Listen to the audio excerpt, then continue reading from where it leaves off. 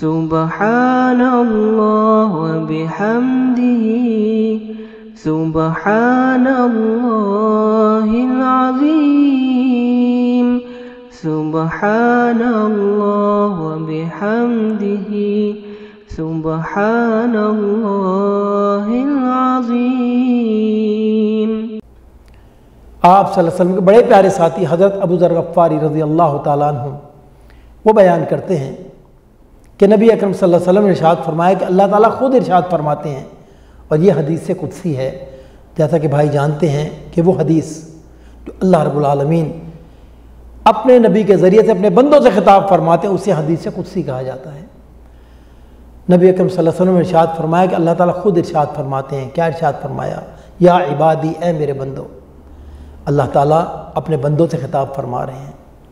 علماء امت بیان کرتے ہیں کہ قرآن کریم میں اللہ رب العالمین نے جس انداز میں اپنے بندوں کو پکارا، مخاطب کیا، اس میں سب سے خوبصورت انداز، سب سے پیارا انداز، سب سے محبت والا انداز وہ عبادی کا لفظ ہے۔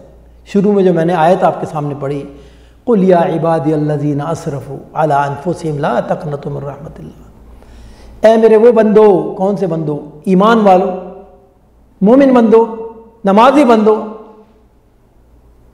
میری راہ پہ چلنے والے بندو نہیں، بلکہ بات یہاں گناہگار بندوں کی ہو رہی ہے کہ میری رحمت سے مایوس نہ ہو جانا۔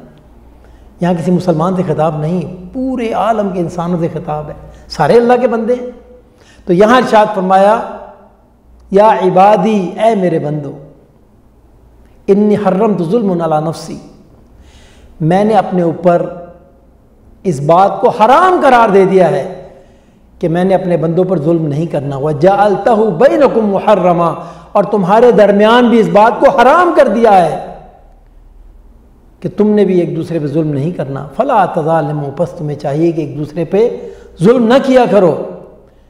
آگے فرمایا یا عبادی، اے میرے بندو، کلکم ضال، تم سب کے سب گمراہ ہو، راہ راست سے بھٹکے ہوئے ہو، الا من ہدیتہ، ما سوائے ان کے جنہیں میں ہدایت عطا کروں۔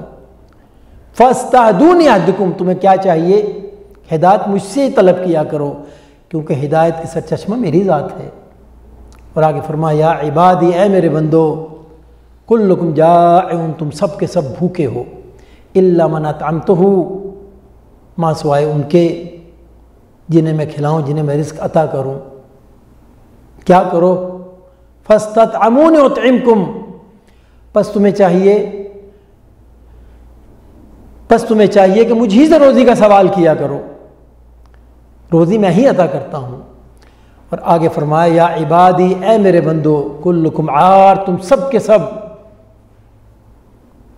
ننگے ہو، برہنہ ہو، الا من کسوتہ، ما سوائے ان کے جنہیں میں پہناؤں، جنہیں میں لباس عطا کروں۔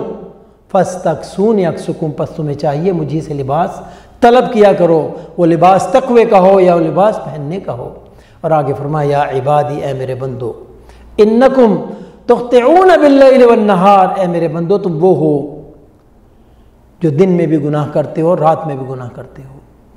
وَأَنَا أَغْفِرُ الذُّنُوبَ جَمِيعًا، اور میں تمہارا رب تمہارے سارے گناہوں کو معاف کر دوں گا۔ کیا کرو؟ فَاسْتَغْفِرُونِي أَغْفِرْ لَكُمْ، مجھ سے اپنے گناہوں کی معافی کا سوال کرو، میں تمہارے سارے گناہوں کو معاف کر دوں۔ اللہ اکبر۔ بھائیو غور کریں، اللہ رب العالمین کتنے کریم ہیں، کتنے رحیم ہیں، خود مانگنے کا طریقہ بتلا رہے ہیں، اور بتلا رہے ہیں کہ مجھ سے اپنے گناہوں کی معافی کا سوال کرو، میں تمہارے سارے گناہ معاف کر دوں گا۔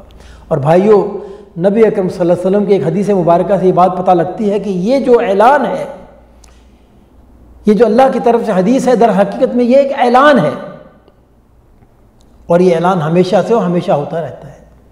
نبی اکرم صلی اللہ علیہ وسلم ارشاد فرماتے ہیں کہ ہر روز رات کے تیسرے پہر اللہ رب العالمین آسمان دنیا میں تشریف لاتے ہیں، اور ان کی طرف سے اعلان ہوتا ہے۔ اور اللہ کا اعلان سچا ہے کہ جھوٹا؟ بولیے، سچا ہے۔ خود قرآن میں اللہ ارشاد فرماتے ہیں وَمَنْ أَصْدَقُ مِنَ اللَّهِ قِيلًا، اللہ سے زیادہ اور سچا کون ہوگا؟ وَمَنْ أَصْدَقُ مِنَ اللَّهِ حَدِيثًا، اللہ سے زیادہ اور سچی بات کس کی ہو سکتی ہے؟ اور وہ اعلان کیا ہے؟ ابھی آپ نے سنا، نبی اکرم صلی اللہ علیہ وسلم ارشاد فرماتے ہیں کہ ایک منادی آواز دیتا ہے حل من مستغفر فیغفر اللہ، کیا کوئی ہے جو اپنے گناہوں کی معافی کا سوال کرے کہ اس کے گناہوں کو معاف کر دیا جائے؟ حل من تائب یتوب اللہ علیہ، کیا کوئی ہے جو ہماری طرف پلٹنا چاہے کہ اس کا پلٹنا قبول کیا جائے؟